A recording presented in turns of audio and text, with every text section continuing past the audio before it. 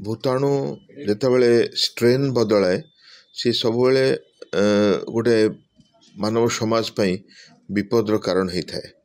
आम जो देखुचे a human मेटानिमो virus यह एक भाइरस जहाँ आमको 20 वर्ष पूर्वर जना अच्छे और ताहा भारत सह विभिन्न देश रे रही से चाइना रे भी अच्छी, यूके रे अच्छी, यूएस रे अच्छी, ऑस्ट्रेलिया रे अच्छी, गुड़ाए कंट्री रे से भाइरस अच्छी। किछि किछि केस एमती रेंडमली देखा जाए। यह एक भाइरस जहाँ साधारणतः छोट शिशु को आक्रांत करता है। 14 वर्ष रु कम पिला मानक आक्रांत करता है। दुर्भाग्यवशतः आज भारत वर्ष रे आमे 2 जनकर पॉजिटिव पाइचु जो माने कि अति छोट शिशु 3 मास आ 8 मास रो गोटे झील आ पुअर देहरे जहाँकि आमर से माने थंडा काश सब प्रेजेंट करथिले और मेटानिमो वायरस पॉजिटिव डिटेक्ट होइछि कर्नाटक रो बेंगलोर रो बैप्टिस्ट हॉस्पिटल रे जो थी आमे 2 जन पेशेंट इंडिया रे पाइला परे यही जो ग्लोबल कॉन्सर्न जहाँ कि आमे देखिथिले चाइना रे, लंडन रे और अन्य जगह रे मध्य रहिछि ता गोटे क्वेश्चन मार्क देइछि जे केमती आमे ताको प्रिवेंट करिवा, केमती ता हाबुडू राम पिला मानकू रक्षा करिवा।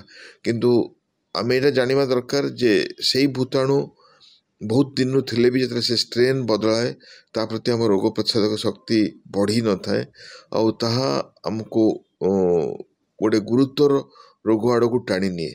जेमती कि यही जो ह्यूमन मेटानिमो वायरस साधारण लक्षण काश, थंडा, छिंक, छाती बथा, धईसई हवा बा सेचुरेशन कमी जिबा किंतु एमिति कि बेसी गुरुतर है आमर इन्फेक्टेड होतबा शिशु मानक भितरु ऑलमोस्ट 1/3 एबे मृत्युवरण करुचंती जहाँ इंटरनेशनल डाटा आम पाखे अच्छी।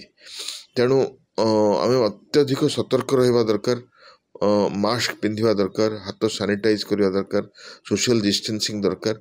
छोट शिशुटी को नियंत्रण रखा बहुत कष्टकर कहीं से सब पलि जाती, दौड़ा दौड़ी करती, समस्त साथी मिसती से आम नियंत्रण भितर न रखिले हूँ तो यह हो पारे आम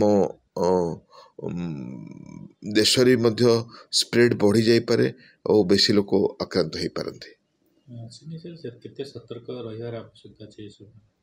वर्तमान जो सर्विलेंस गवर्नमेंट ऑफ इंडिया रो IDSP आम जोटा कहू डिजीज सर्विलेंस से कौनसी इली बा सारी देखो नहीं।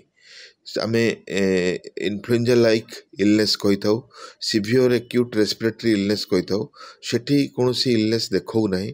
माने अति क्षिप्र गति रे यही भूताणु जनित प्रदाह बढ़िबार कौनसी नजीर नहीं देश रे। वर्तमान खाली 2टी केस हमर कर्नाटक बेंगलोर ठारे रिपोर्ट होइछि किंतु तथापि आम सतर्क रहा कथा एथिपाई कहीं ना बहुत हाईली स्प्रेडिंग वायरस आउ सी या पारे कि शिशु मानू आक्रांत करें अन्य राज्य रे मध्य आउ ता सह किसी शिशु गुरुतर मध्य हो पारती आउ ताहा इम्यूनो कॉम्प्रोमाइज पेशेंट जेमती कि वयस्क लोक, प्रेग्नेंट स्त्री, कैंसर रोगी एमान पाख मध्य पड़ी पारे शिशु मानक ठारू।